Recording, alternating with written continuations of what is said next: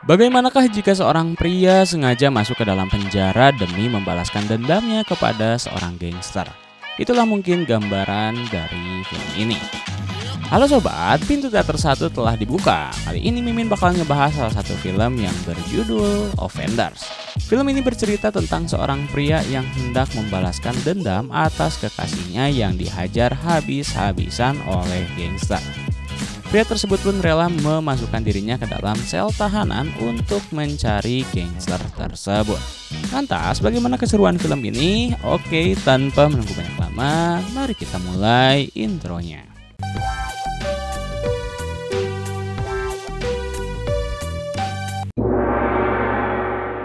Scene diawali di mana seorang pria bernama Tommy terlihat sedang berjalan menuju seorang polisi. Kemudian dengan sengaja Tommy langsung menghajar beberapa polisi di sana. Entah apa motifnya, namun tentu beberapa polisi lain segera menangkap Tommy. Lalu Tommy pun dijatuhi 2 tahun hukuman penjara karena penyerangannya itu. Diketahui motif Tommy memanglah sengaja melakukan penyerangan lantaran ingin membalaskan dendam kepada seseorang yang ada di dalam penjara. Singkat cerita, Tommy pun dimasukkan ke dalam lapas. Di sana dia diperiksa oleh para petugas dan juga diberitahu beberapa aturan tentang lapas. Setelahnya dia pun dimasukkan ke dalam sel. Beruntung, Tommy kala itu disatukan dengan seorang napi yang cukup baik. Dia bernama Harry. Mundur sedikit sebelum Tommy dimasukkan ke dalam penjara.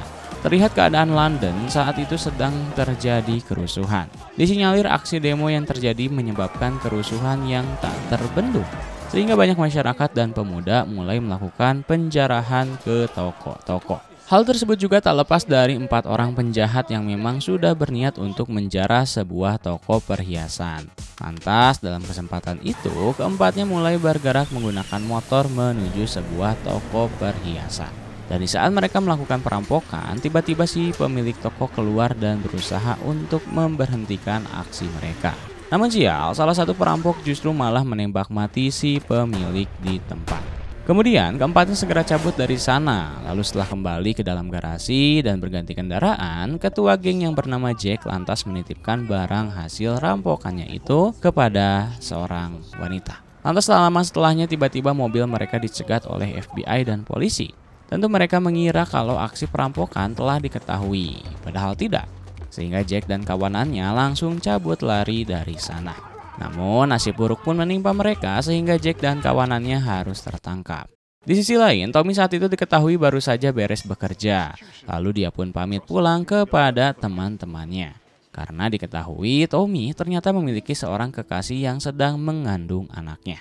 Kembali pada Tommy yang sudah berada di dalam lapas. Di hari pertamanya itu, Tommy dikenalkan oleh Harry soal siapa saja yang berpengaruh di dalam lapas. Berikut dengan kelompok-kelompoknya. Di situ Tommy juga sempat tiba-tiba terlibat cekcok dengan salah satu anak buah Jack. Namun saat itu Tommy masih bisa menahan amarahnya. Tak berhenti sampai situ, Tommy diberitahu kalau Jack juga memiliki 3 orang anak buah yang sangat berpengaruh di dalam penjara. Masing-masing bernama Esai, Mason, dan juga Siko. Mereka semua adalah orang-orang yang terlibat dalam perampokan toko perhiasan di awal film. Jack juga disinyalir memiliki sebuah bisnis di dalam penjara, yakni perdagangan narkoba yang tentu telah diketahui oleh kepala sipir penjara. Dan tidak lain lagi, kepala sipir juga ikut menikmati hal tersebut. Lalu latar cerita berpindah kembali sebelum Jack bersama kawanannya dimasukkan ke dalam sel. Terlihat Jack sedang berusaha dibantu oleh pacar Tommy, karena pacar Tommy bekerja di kejaksaan. Lantas karena Jack orangnya tidak bisa bersabar, dia pun keluar dari ruangan begitu saja, meninggalkan pacar Tommy. Tak lama setelah itu terlihatlah dalam berita di TV kalau sekelompok orang sedang dicari karena telah mencuri toko perhiasan. Dan dari situ tentu Jack bersama Mason menyangka kalau pacar Tommy pasti tahu siapa Jack dan kawanannya. Lantas singkat cerita, ketika malam tiba dan pacar Tommy hendak pulang, tiba-tiba seseorang muncul dan langsung menghajar wanita itu tanpa ampun. Kembali pada Tommy yang berada di dalam sel. Pada pagi hari, Tommy terlihat sedang mengamati gerak-gerik para napi. Dia ingin mengetahui bagaimana keseharian dan permainan di dalam sana. Dari sini kita bisa mengambil kesimpulan kalau niat Tommy masuk ke dalam penjara secara sengaja adalah untuk membalaskan dendam kepada Jack dan kawanannya, terutama orang yang membuat hancur kekasihnya itu. Di selang aktivitas berolahraga, Tommy sempat mendapatkan perlakuan tak enak dari seorang pria bernama Angel Face. Dia juga termasuk anak buah Jack. Setelah itu seseorang tidak dikenal tiba-tiba datang dengan membawa senjata tajam dan hendak menagih hutang kepada Jack. Namun sial, aksi tersebut berjalan kurang baik. Bahkan justru pria tersebutlah yang dihajar habis-habisan. Tentu saja kepala sipir yang ada di sana memihak kepada Jack. Kembali lagi pada kekasih Tommy yang sekarang sudah dibawa ke rumah sakit. Dia tak sadarkan diri. Bahkan mukanya dipenuhi oleh luka. Setelah beberapa hari menunggu pulih, Tommy akhirnya bisa melihat lagi sang kekasih hidup. Di situ Tommy langsung menanyakan siapa yang membuat pacarnya menjadi seperti ini. Namun sang kekasih belum mau menjawabnya karena masih dalam keadaan trauma. Setelah itu, secara lambat laun tiba-tiba kehamilan pacar Tommy harus gugur ketika dirinya sedang dalam masa perawatan. Sehingga hal itulah yang membuat Tommy semakin kesal dan marah. Lalu, scene pun berpindah di mana Mason yang sedang berada di lapas ternyata kini hendak bertaubat dan masuk Islam. Tak lama setelah itu Tommy pun datang. Dia nampaknya terlihat agak kesal karena Mason bersembunyi di balik ketaubatannya. Lalu setelah itu diceritakan kalau para napi disuruh untuk masuk ke dalam sel. Namun tidak dengan Tommy. Dia justru melihat ada kesempatan untuk mulai menghabisi salah satu dari kawanan Jack. Dan yang terdekat kala itu adalah Esai. Lantas dengan segera Tommy langsung mendatangi sel Esai dan menghajarnya secara brutal. Di situ juga Tommy mendapatkan informasi dari Esai kalau seorang yang telah menghabisi pacarnya adalah Jack. Kemudian setelah itu Tommy pun menghajar Esai habis-habisan hingga meninggal di tempat. Kembali saat sebelum dipenjara, Tommy ternyata telah meminta informasi kepada kawanannya tentang orang-orang yang telah menghajar Jack. Lanjut, ketika di sel, Tommy tiba-tiba dipanggil oleh Jack dan kawanannya. Di situ Jack ingin memastikan kalau apakah benar Tommy yang melakukan pembunuhan terhadap Esai. Namun Tommy sendiri tak menyangkal omongan Jack dengan alasan kalau Esai telah mengganggu Tommy selama ini, sehingga dia pun kesal.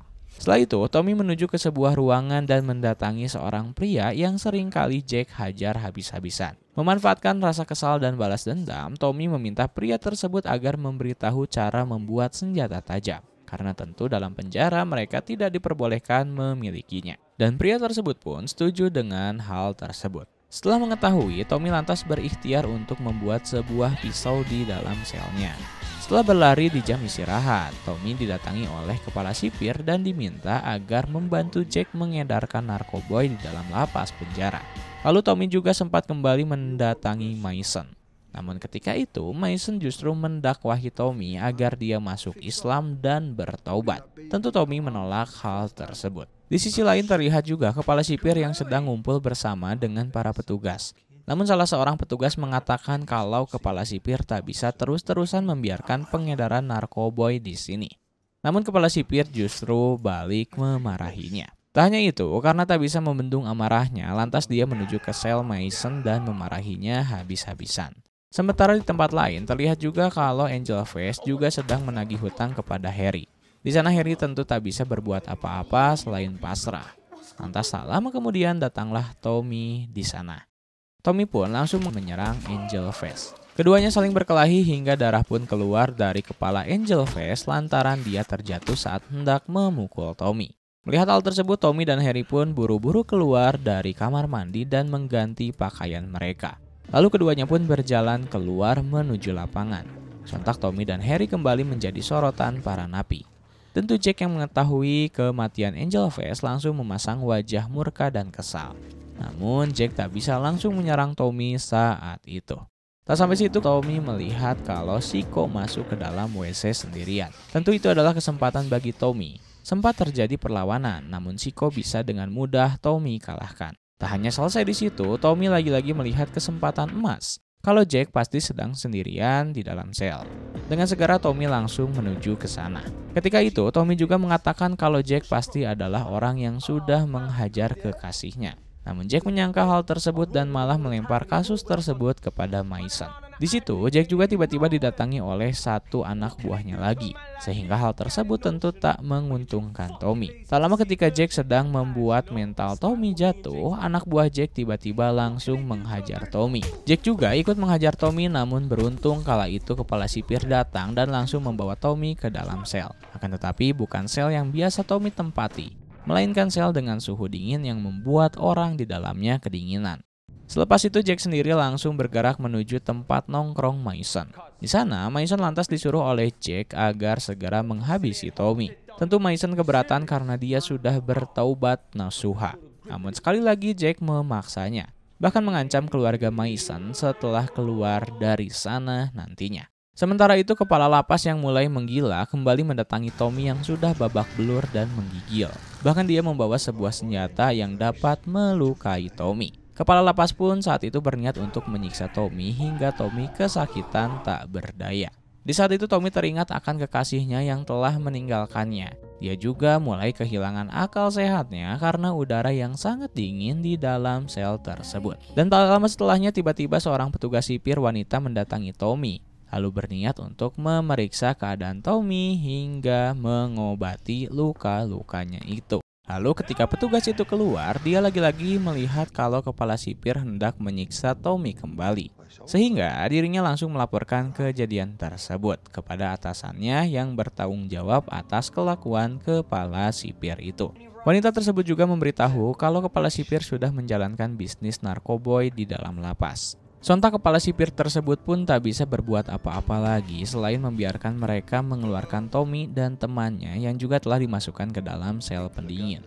Selain itu, seorang pria yang sebut saja bos kepala sipir langsung memberikan peringatan keras kepada kepala sipir karena hal ini sudah keluar dari aturan lapas. Lanjut, Mason yang tadi disuruh untuk membunuh Tommy lantas mendatangi selnya Tommy.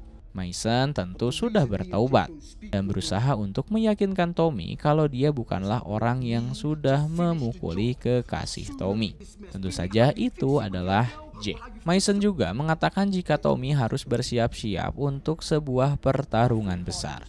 Karena kalau Mason gagal dalam membunuh Tommy, Jack akan mengerahkan segenap kekuatannya untuk membunuh Tommy. Seketika Tommy pun berpikir bagaimana caranya agar bisa mengalahkan Jack. Kemudian, scene lantas berlanjut di mana para napi bertemu dengan keluarganya. Tentu Jack melihat kalau Tommy masih hidup. Lalu Jack mendatangi keluarga Mason dan memperlihatkan sebuah isyarat kalau nyawa keluarga Mason telah terancam. Singkat cerita, Tommy pun mendatangi Harry.